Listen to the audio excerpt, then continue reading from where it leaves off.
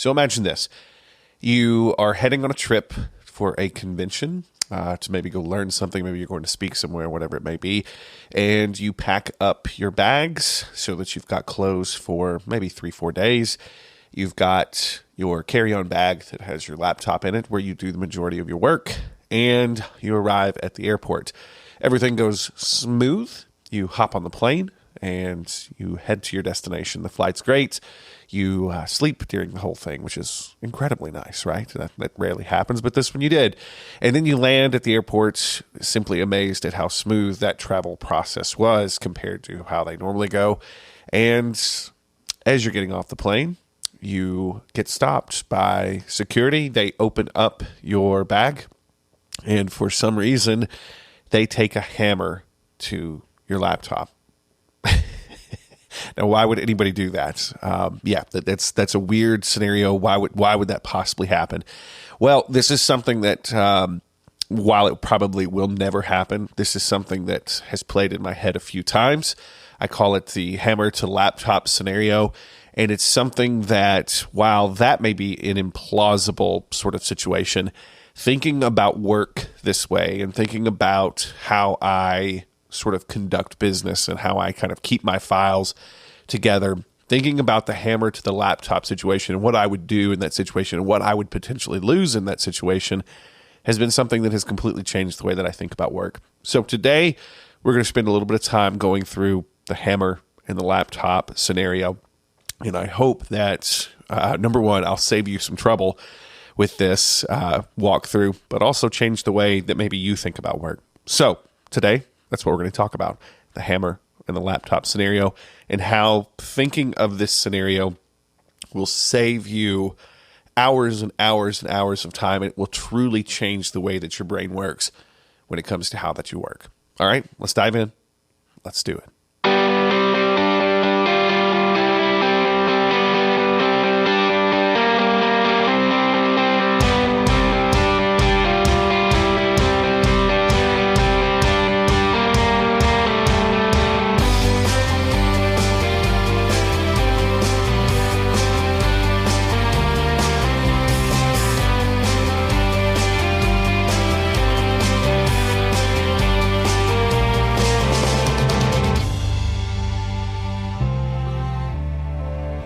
All right, so thanks for indulging my opening story about what would happen if they smashed your laptop into a million pieces and you were in a strange place. And how would that affect you? And this is something that this scenario came into my mind because of some things that happened to me early on. So let me tell you a quick little story. When I first got into working online and, having full-time businesses where like all I do is online. I don't have a brick and mortar. I've not had a brick and mortar business for 10 years at this point. But you learn some things. And really early on, I learned that if the majority of my business was conducted through computers and the internet, a real danger, a real danger. Let me put an exclamation mark on that. Is that if you lose your computer, and I don't mean lose and like the actual lost it somewhere, but let's say that a hard drive goes bad on you, your computer just decides to die. What do you lose? What do you actually lose in that situation?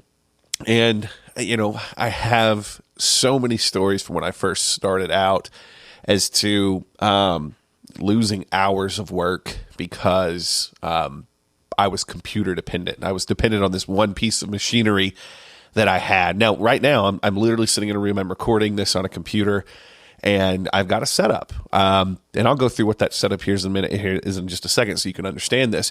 But I want you to understand that my work and the way that I work now, it's designed to work a certain way. Meaning, at a moment's notice, I could pick up the laptop that I'm recording this on, I could throw it in the trash and land anywhere where there's an electronics store and I could buy a new laptop and I would almost not miss a beat. And that's extremely reassuring when you work in a business like I do that's completely online. But the thing is, and what I want you to understand is the most inconvenience that I would ever have with losing any of my stuff. If I lost my computer, if my computer died, if we were landed at an airport, they took a hammer to it. The most inconvenience that I would have at this point is having to reinstall a few programs, but that wouldn't even be a whole lot these days because most of the software that I use is online-based software. So what I want to kind of bring you into, and this is something that every single person that I have interacted with, both they do something similar to me that's completely online, or somebody that I hired, from a brick and mortar business to come work on my team, every single one has gone through this. And I've told almost every new employee, you've got to be in a position where you could throw your computer in the trash and still be good afterwards. Just get a new laptop and be completely good because you had nothing that you couldn't afford to lose on the computer that you had, meaning you had things backed up in online places, meaning you were working mostly online.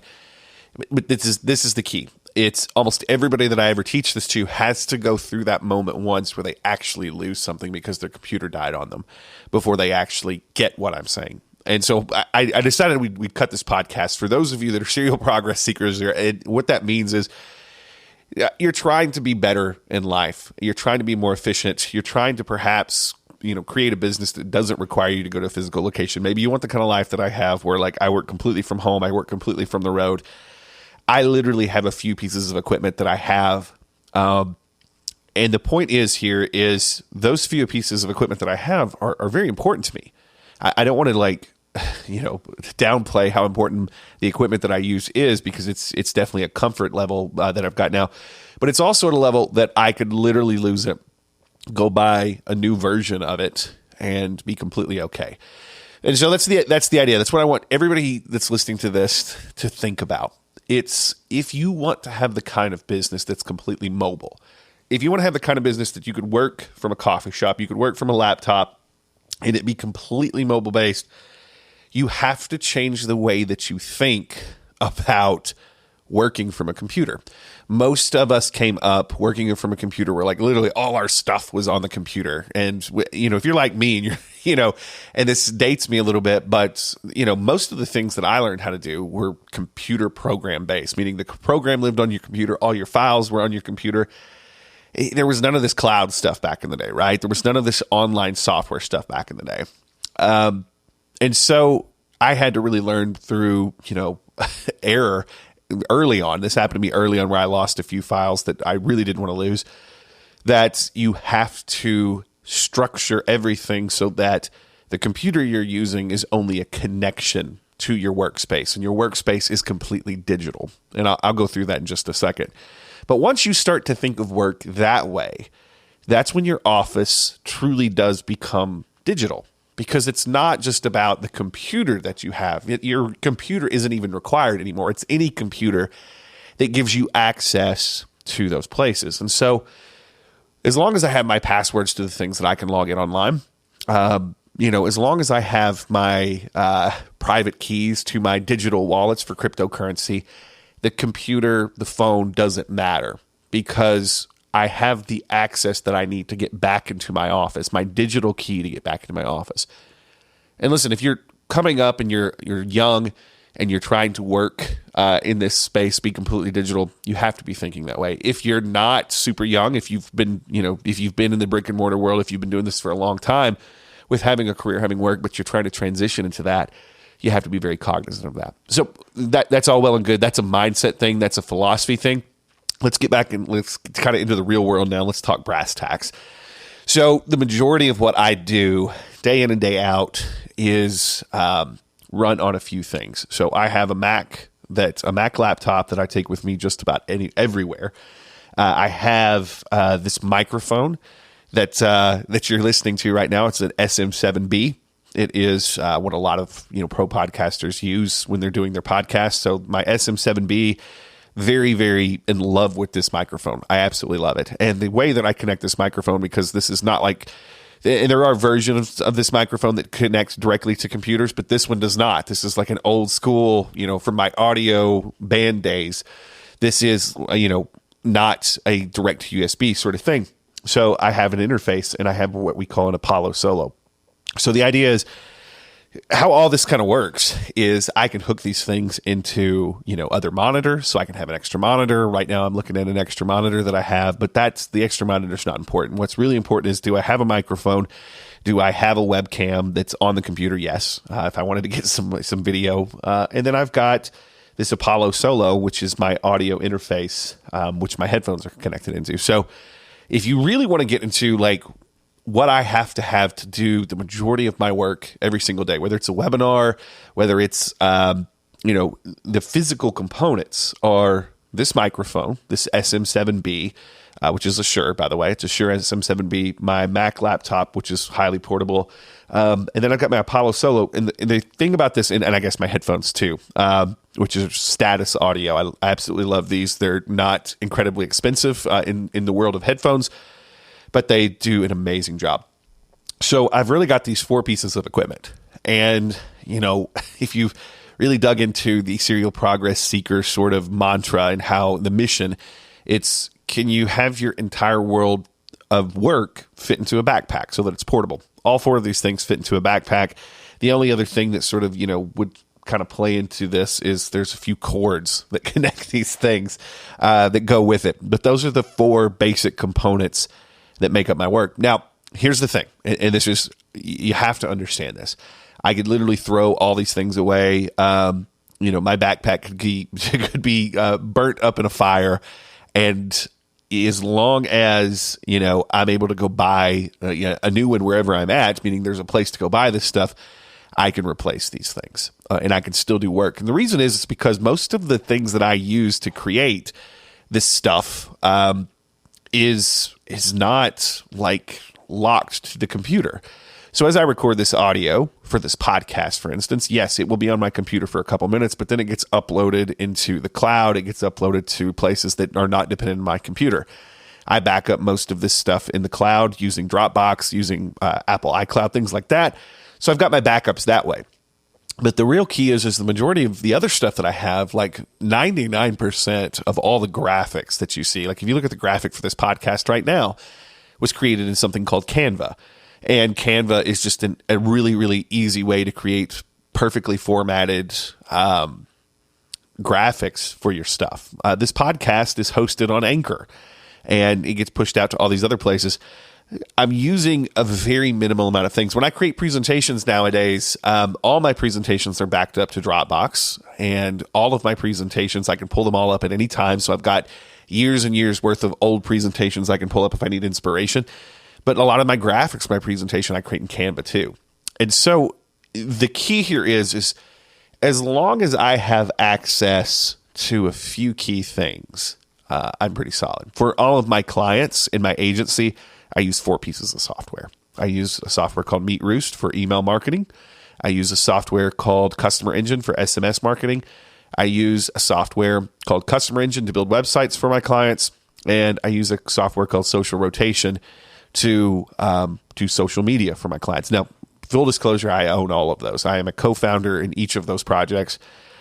That's not to say that you can't use other things to do these things, but I specifically built these things for the way that I like to work. But the key with those programs, the key is if my laptop goes down, I don't lose any client work. All of their graphic files are stored on Canva somewhere, as well as backed up somewhere on my computer, or not my computer, but in Dropbox, in some cloud-based storage. So if you really think about what I'm using, I have about 10 software programs total that I use, both to take money, to build, order pages, to build sales pages, things like that. I have about 10 programs overall that are doing just about everything that I do every day.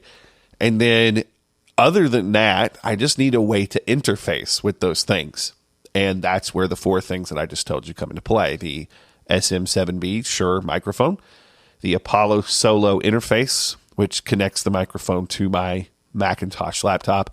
And then to monitor this as I was recording it, I have a set of headphones that is just a status audio. By the way, I'll link everything to you guys in the comments if you want to see kind of what I use on a daily basis. And the only other thing that really I need to interface, I have to have is my phone. I can get pictures of things to sort of, paint a picture of the world that I happen to be living in at the moment, wherever I happen to be in the world.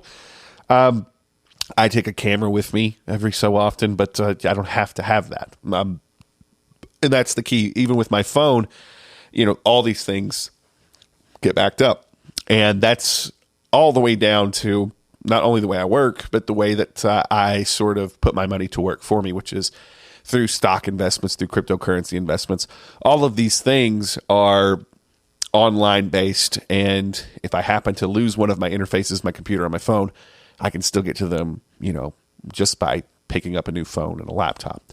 So this may sound silly. This may sound like, Atkins, why did you do a whole episode to talk about this?